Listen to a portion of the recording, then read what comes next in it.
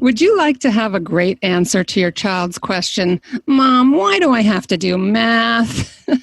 Our guest today, Marie Siobhan Gallagher, believes math is just plain good for you. And after this episode, you'll be convinced too. Welcome to Homeschooling Saints, the podcast that helps you create the homeschool you love for the people you love. Our host is Lisa Mladinich, a Catholic life coach, TV host, best-selling author, and an instructor at Homeschool Connections. Hello and welcome to the program. I'm Lisa Mladinich, and today's topic is math is just plain good for you. And our guest is Marie Siobhan Gallagher.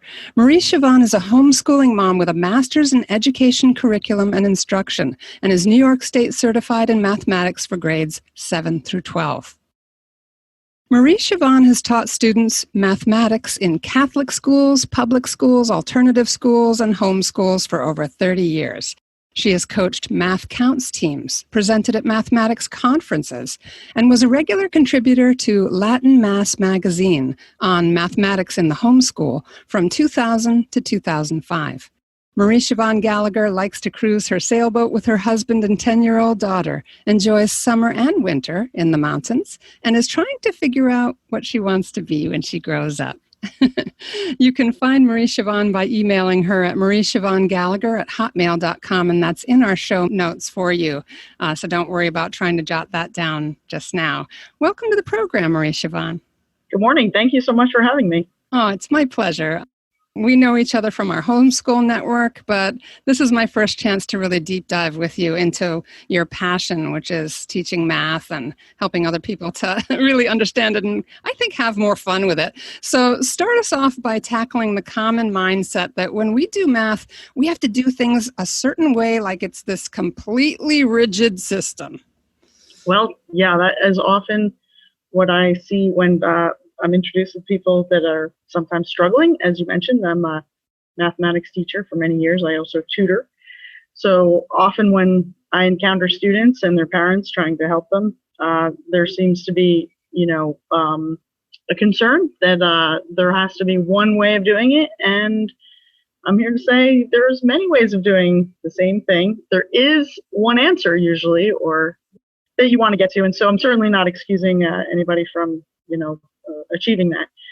But it does seem that one of the big obstacles that can be an issue is that, sometimes a parent learns how to do something one way, and then either in the book that they're using or another instructor or teacher is saying it must be done this other way. And so there's some conflict there sometimes, and parents get frustrated, and students also sense their frustration and have difficulty. So I do want to just encourage people that sometimes there really is more than one way to approach a problem, and that if your child is sometimes maybe struggling, you may realize that that child actually has his or her own way of approaching it, which may be a perfectly valid way of doing it.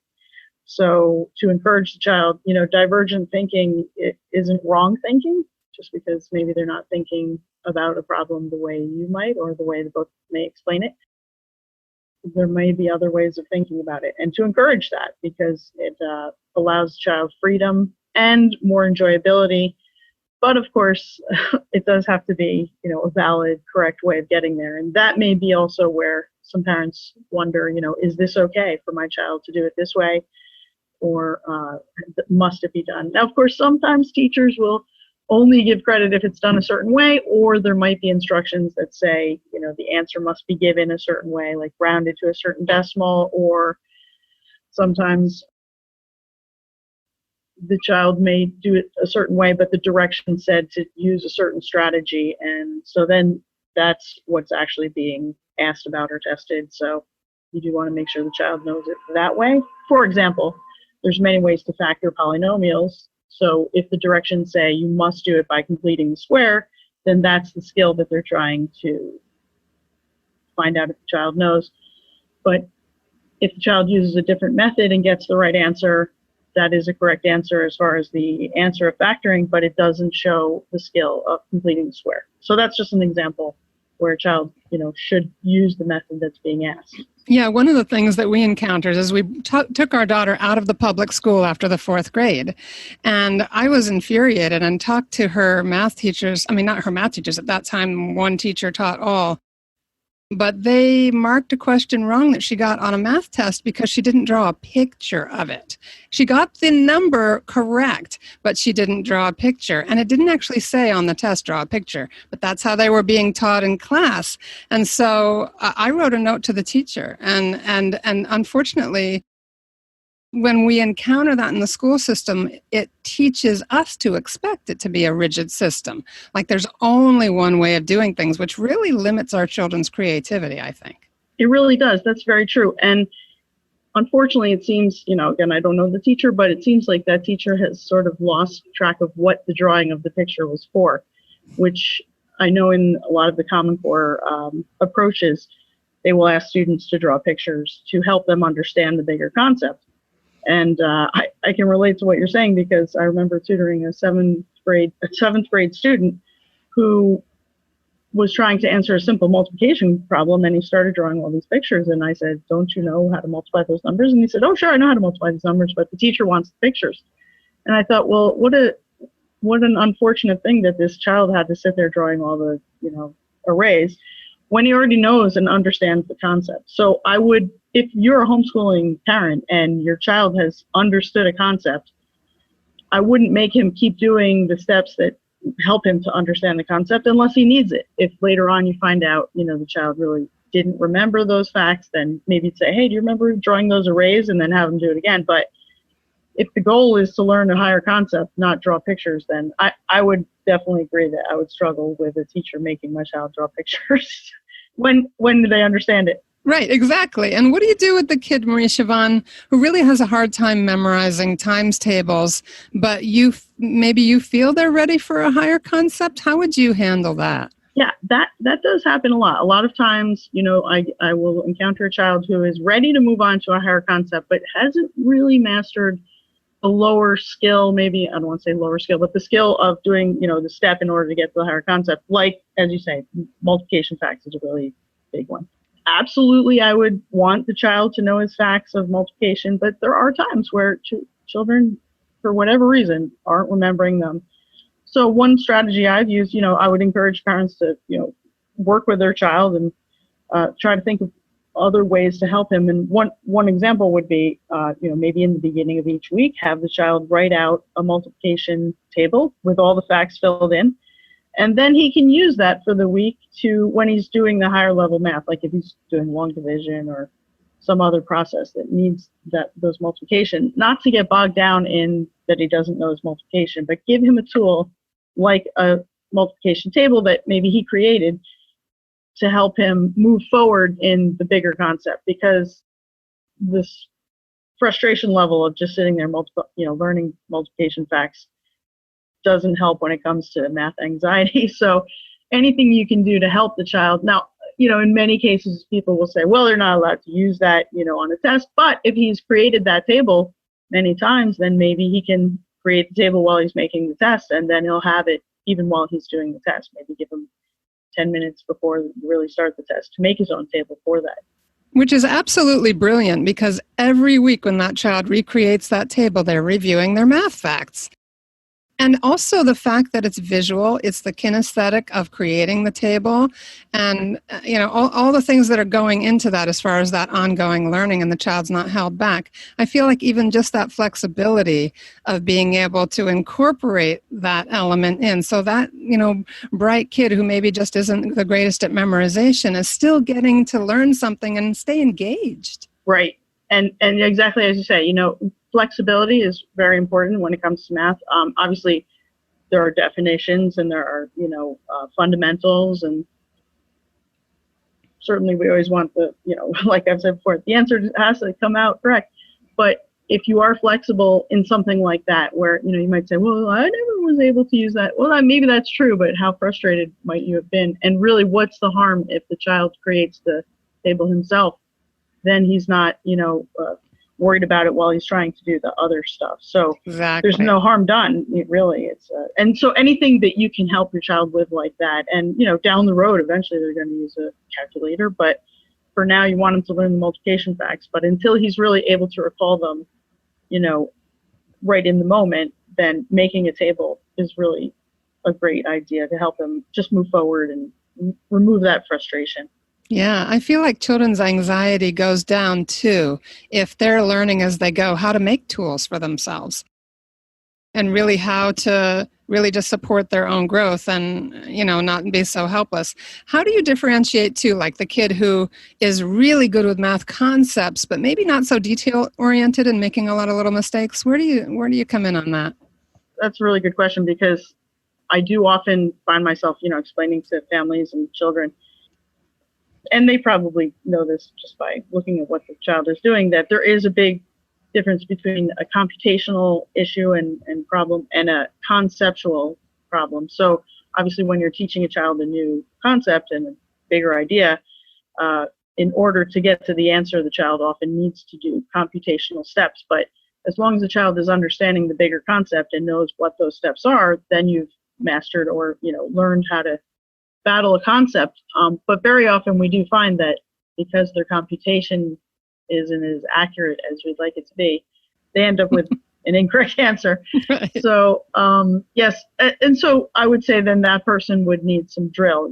Drill isn't a bad thing if you're focused on something. If the child keeps getting multiplication with many decimals wrong, maybe they're finding the decimal place in the wrong place, or they're not aligning the correct units, and there could be many reasons why their computation is not coming out. And I would just focus on that for a few problems before going back to the greater conceptual question. Do you have a particular place where you like to pull drills from? Sure. With my own daughter, I use Kumon workbooks a lot, which I know, a lot of people love them. Some people aren't a great fan of that kind of drill, but I do find that it helps her a lot when it comes to word problems, because she has the confidence to approach the word problem, because she knows that doing the actual computation isn't going to be the challenge. The challenge is going to be in figuring out what to do. So I use Kumon. There's also, there are Kumon centers as well. You can physically go in, or at least you used to be able to, and get instruction. Huntington Learning Centers are around. You can find lots of drills on the internet. There's extramath.com is a place that you can have drills that are timed, and the child gets feedback right away. Certainly a lot of people know about Khan Academy, Khan, Khan Academy, which is a free resource of all different kinds of topics of many different subjects, but they do have mathematics as well.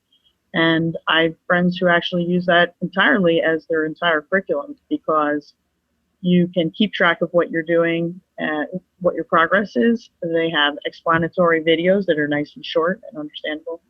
And then you can proceed at your own pace, which is also a nice thing. There's no pressure to stick with the whole class or do it at the pace everybody else is. Some people go way faster. Some people need a little more time. And so something like Khan Academy is nice in terms of being able to track your progress and see how you're doing. Yeah, what's a way to frame the drilling? In other words, our kids can be a little embarrassed that, oh no, I have to go back and drill my multiplication or my long division again, or whatever it is, or carrying factors, or I'm probably saying everything wrong. Please forgive me. I'm not a math person. Those are all. Yep.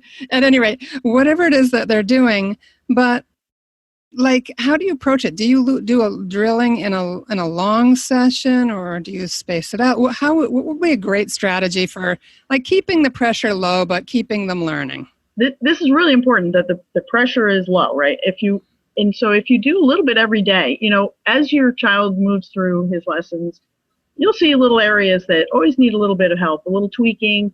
He's always getting that long division problem wrong. Let's do 2 long division, every other day for 10 days or until you see improvement. But if you always, a lot of times it's a good idea to just start every lesson with 2, 3, 5 computational problems that get the child warmed up, don't really involve a lot of problem solving. They're just direct drill.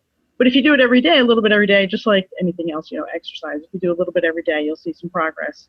So with computation, if you're seeing mistakes being made throughout the lesson, then you want to just pull a few of those. And a lot of times, books will have review at the end of the chapter or at the end of the lesson, or they'll have, one day you could do even ones and then another day do odd ones. What I would not recommend, though, and you did mention, and thank you for asking, I wouldn't do long drills of this where it's a half an hour of just long division. Who wants to do that? I mean, and I would even say this, and we're talking about flexibility, even if the book you're using and that's the lesson is 45 minutes of long division, I mean, that's a really shortcut to really turning off your child doing math. And so even a lesson like that's presented, I would split that up.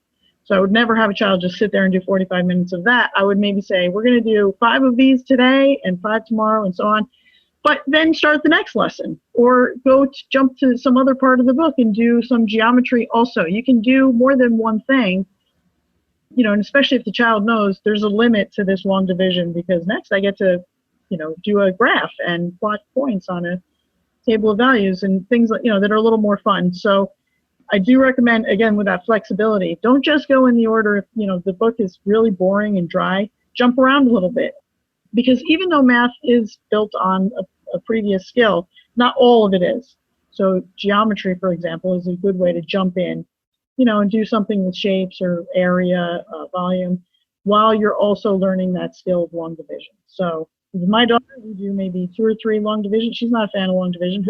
Who's a fan? Find me a person a fan of long division. But really. It's a great skill to have, and it's a very good math skill and discipline for her mind. But I would never, stick with that for a long time. Yeah, one of the things that I have always said to my daughter when it came to mastering fundamentals like that is that if you watch very high level, like Olympic skaters, when they're warming up, before they start to do any jumps, they start with their school figures. They start with the stuff they learned when they were 5. And that's just creating those shapes so that they have a strong foundation for the upper level work. And so just doing a few little foundational skills on a regular basis, you can just remind them that top athletes review their basic skills, or top violinists or pianists or whoever it is, that those basic skills underlie the more complex things. And so that they shouldn't, like some kids just have a real competitive thing with other kids or with their siblings, and they don't want to seem to be going backward. So showing them that they have to be anchored in fundamentals can be a little freeing for them. Absolutely true. And I really like the athlete analogy. A basketball player will sometimes, shoot 100 free throws before he leaves the basketball court after every practice. Well, free throws are a very elementary shot that, everybody must do, but it's very, in the game when you have to take a free throw, you want to make that shot. It's a free shot. So it's important to use those drills and fundamentals, even in math, just to warm up before you move on to something bigger. So if you do it every day, a little bit every day, then the child won't see it as unusual or, a penalty or something like that. Yeah, exactly. Anything else around just kind of staying flexible? You mentioned the possibility of, in the same day, looking at maybe 2 or 3 different parts of the math curriculum. Like, explain to us, because that may feel intuitive to you because you have such a grasp of how it all interconnects. Could you give us a little bit of a framework for how to do that well? Yeah, just for me, when I used the main portion of my daughter's book, and I think I may have mentioned this, but if I haven't, I do encourage people to use more than one source for whatever curriculum they're using. Don't just limit yourself to one book and one source. But in the meantime, even if you have a book, that has several different chapters and you're starting in the beginning and you think, we're just going to go straight through this book, that may work. That could be fine.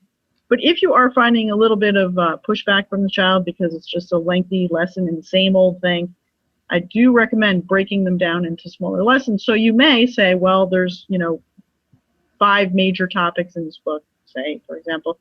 So we'll start a little bit in the first topic. We'll take a little bit from the second topic, the third, the fourth, and maybe you'll have at least 3 or 4 different kinds of questions that the child is seeing every day.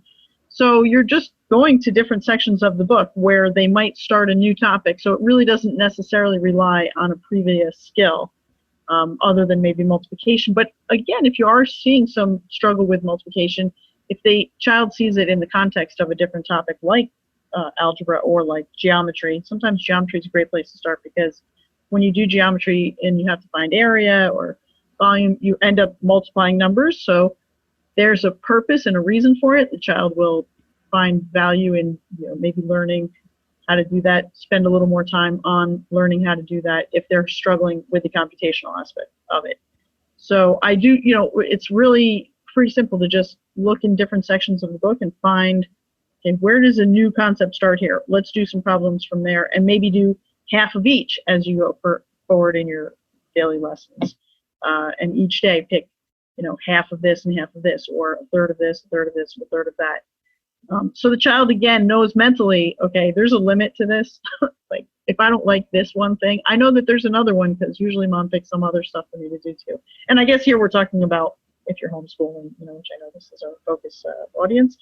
So if you are homeschooling, don't feel like you have to just do one lesson a day in the order that they're presented, because sometimes that just doesn't work for the child. So you have to try to find ways that work for your child, and your child and what the style of his learning is. And if he's, maybe your child will do 45 minutes of long division. That's not typically the case though. So feel free to look around and find other subjects or topics in your book that the child can start learning. And I know Maureen light, brightens up whenever I show her a chart or a graph or some geometry.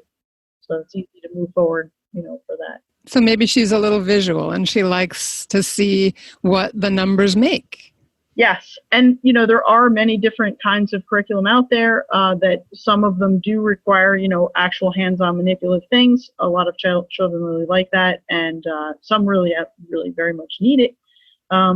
Others, you can kind of show them on paper and they're ready to move forward from there.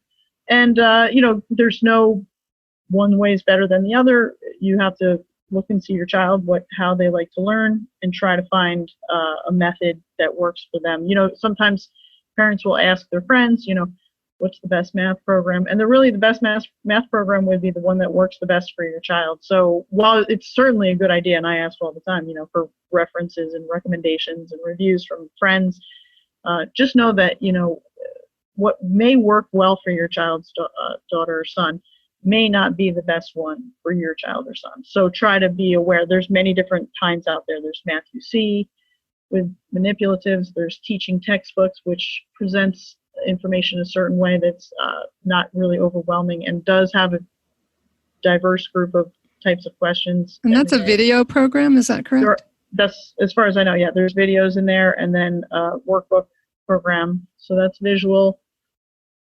But again, there's many different, Saxon, there's some people just use Kumon, some people just use Khan Academy. I know Seton has their own math program, that people like. So there's lots of different things that people use. Life of Fred comes to mind, like whole stories about math. There was Life of Fred is really fun. I know my daughter loves reading those, and I know a lot of people use them. I probably would say I'd add to that and supplement that with other things, because the amount of practice that comes with that is pretty limited. So in my opinion, most students need more than that, but that's not to say, I know many people who use that exclusively, and it's a lot of fun. The child loves it. I feel like there's maybe more other stuff that they might want to do with that though. So if a person is considering that as a standalone curriculum, I would probably recommend adding more, maybe just practice, drill to it. But again, that you have to see what your child is willing to do and able to do. And for some children, that is sufficient, and they're happy to just learn that way too. Exactly. Oh, great. So there's lots of different resources. You mentioned Khan Academy, which gives instant feedback, extramath.com.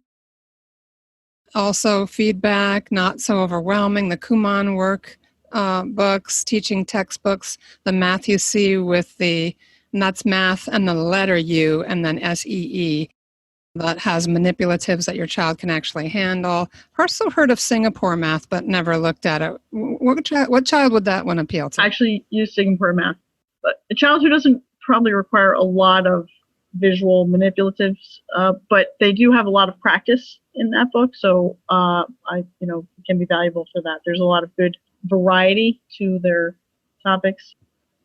So I actually use Singapore, but I also use a book called Mathematics for the Gifted Child, which is a workbook, and it has a lot of divergent thinking within. And so the child is not necessarily challenged to be at a higher level of math than he is or she is, but rather to use the level that she is to think of divergent problems. And so that's one of the things I like with my daughter. So she's not expected to learn advanced math necessarily.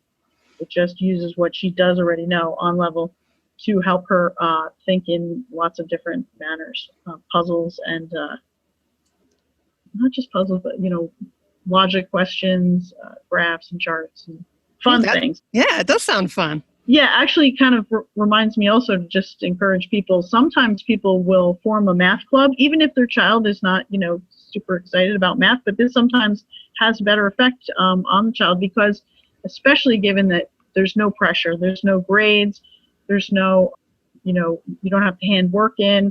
You're just presented with interesting or divergent mathematics questions. And so they're done for fun. And really, children do have fun when they do them, especially, again, knowing there's no pressure. And some kids, zip through them very quickly. Other children, need more time, but they find it a lot of fun. And they end up, especially if you're in a club or have just a team or something, they end up talking to each other about it. And they, it's so beneficial to the person explaining something or the person listening. They're speaking at each other's level. They're using the vocabulary of mathematics to explain things. And then a lot of times they'll learn a new concept that, didn't require a full lesson.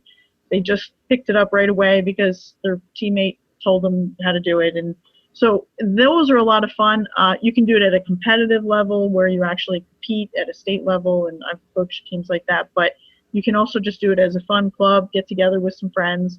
The source I use the most often is mathcounts.org, where those questions are made by, engineering, science people who try to work again at the child's level, but give them questions that make them think about the definitions of things. They have to use just their knowledge and think through questions that are not usually what they would see just in their studies, but they're using the knowledge that they learned in their studies to apply to these other questions that are very doable. So they're not impossible. The child's not frustrated. They have a lot of fun with that. So, sometimes that may be a way that you would get a little enthusiasm, with your children if they get to meet on a Friday for 10 weeks with some of their friends and do some of these questions. Yeah, and I love the social side of that, the social side of it. Plus, I know that you mentioned when you were coaching your Math Counts teams, you had one team that did well in competition, and you mentioned that you had some volunteers in the classroom as well. Tell us a little bit about that. That's right. So this one school that I was teaching at, and I decided to start the Math Counts team, I put in the bulletin for any volunteers who were in any kind of sciencey background. And these two retired engineers came forward, and they were wonderful. They were older men. They would show up each week. The children, loved working with them. They would explain things in their own way. One was a civil engineer, used to build bridges all over New York State. The other was an electrical engineer. So they brought knowledge that, I was one person in the classroom, and I was very impressed. I had about 30 kids show up to this club that I started. And, they were just there for kind of the social. We had brownies and soda, but also these fellows came in. That helps. And that was a big draw, actually. Once the word got out that we had brownies and soda, I had a few more people join, but that was okay. Achievement in the state soared. It was great, yeah. But these men came to our competitions dressed, in a jacket and tie, and they brought a lot of, importance to what they were doing. They helped us design golf courses, and then we made them out of paper mache. We really had a lot of fun. Yeah, it was super fun. So definitely the idea of bringing in other people, experienced people who are willing to, spend their time with kids if you can, especially if you had like a team. So these men really saw the value of coming in each week because they were interacting with, really about 30 kids. So it helped me so much because I couldn't be there to answer every single person's question the whole time. So it was like I had help, there, and the kids loved it. And it was really fun. Everybody really enjoyed it. Let's touch a little more on that for the sake of every homeschool parent, but especially those who are new to homeschooling. Talk a little bit about asking for help, just generally. I can't stress enough. If you're new to homeschooling, it is overwhelming in many cases, but I really encourage you, to know you can do it, but sometimes you need to ask for help, and especially math and science can be one area that often people feel overwhelmed with. So there's those resources out there. I know Homeschool Connections can be a great way to, have an online person helping, and you can use a college student who might need to pick up a few bucks, or someone in your family that knows.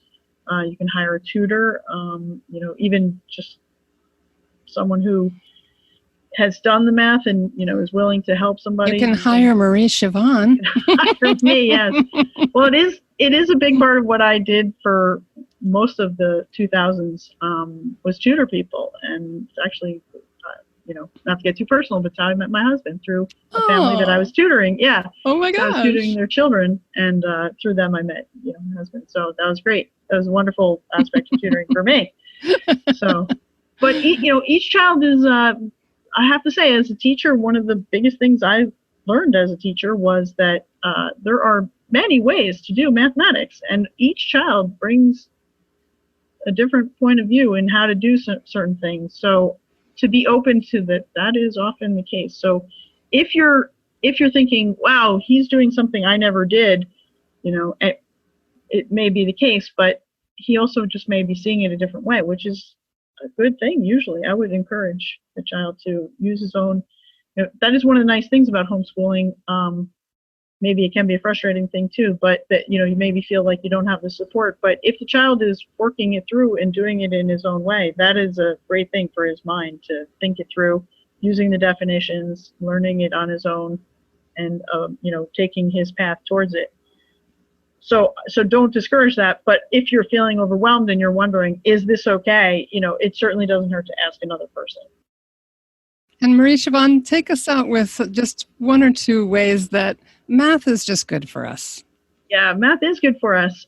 Certainly, we see it in our daily lives when we're at the store and trying to figure out a discount and things like that. But I also have to say, in many cases, mathematics that we learn, we don't use every day. I'm not usually calculating the area constantly, or, factoring polynomials. I'm not sure when's the last time I whipped out my calculus in my daily life. But I'm very glad that I did go through the discipline of learning how to do the math and learning it as a language and with its own definitions and symbols, and the reasoning that goes into using math, especially when you get to the higher levels.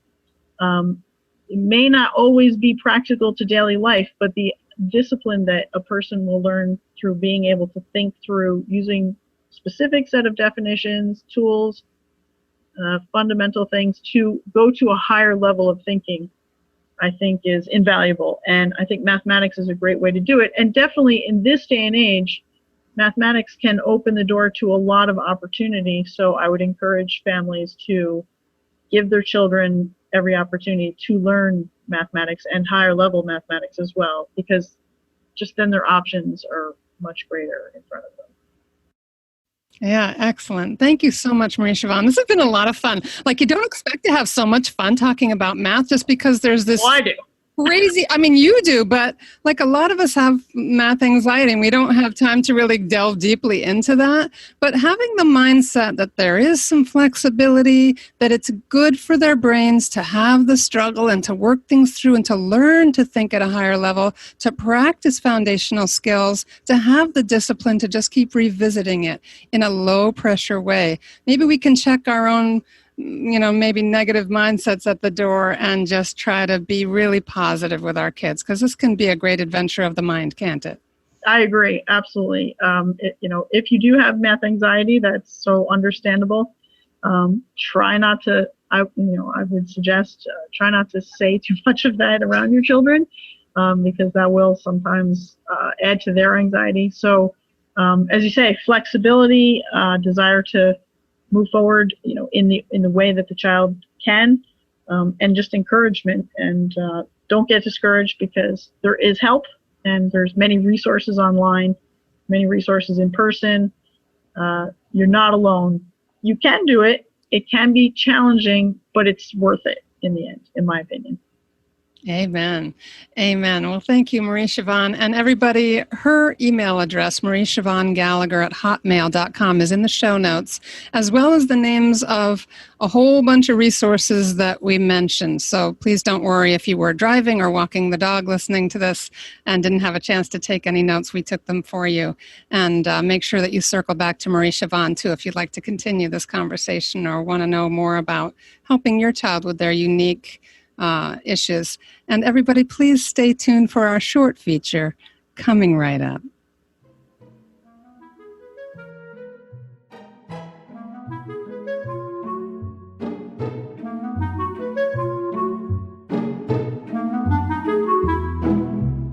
Hello, my homeschooling friend. I'm Celeste Behe, and this is the Homeschool Housefly, named after Frankie, the fly on the wall who's been eavesdropping on our homeschool for these past 30 years. One reason that Frankie hangs out here is that he likes our homeschool snacks. Are snack breaks a part of your homeschool day? They are at our house. We never fail to have our snack breaks at 10:45 a.m. and at 3:30 p.m., no matter how chaotic the school day might be. Back when I was homeschooling a house full instead of only one, having scheduled snack breaks accomplished two things. One, it gave my kids something to look forward to. And two, it kept them from asking for snacks throughout the day. Our morning snack was grabbed on the fly. No offense, Frankie. But afternoon snack time was a ritual. First, there was recitation of the Divine Mercy Chaplet at 3 o'clock. Afterwards, the kids would gather at the table where my daughter Claire would grill them on states and capitals using a set of flashcards. That quiz session would always be followed by hot cocoa all around. Can I tell you, my adult kids still talk about how much they enjoyed those quiz and cocoa breaks. And by the way, they are whizzes at states and capitals. That daily drill really paid off. Our morning snack always followed outdoor recess, and the snack itself varied from day to day. Some of our favorites were cocoa-dusted almonds, banana spread with peanut butter, apples with chocolate hummus, pretzels with honey mustard, and graham crackers with apple butter. Now, when it comes to school day snacks, like any other aspect of homeschooling, organization matters. If your children are little, you can spend a few minutes over the weekend portioning out and bagging dry snack foods like trail mix and granola to create grab-and-go snacks for especially busy school days. If your kids are older and have good judgment, you can designate pantry space for snacks and let the kids serve themselves. And if you're the mother of a college grad, you can use that old dorm room mini fridge that's in the basement for the storage of snack foods that require refrigeration. Whenever, wherever, or however your homeschooling family does its snacking, a little planning will help make snack time a pleasant part of your school day. Oh, and Frankie says to please save him some crumbs. I'm Celeste Behe, and this has been the Homeschool Housefly.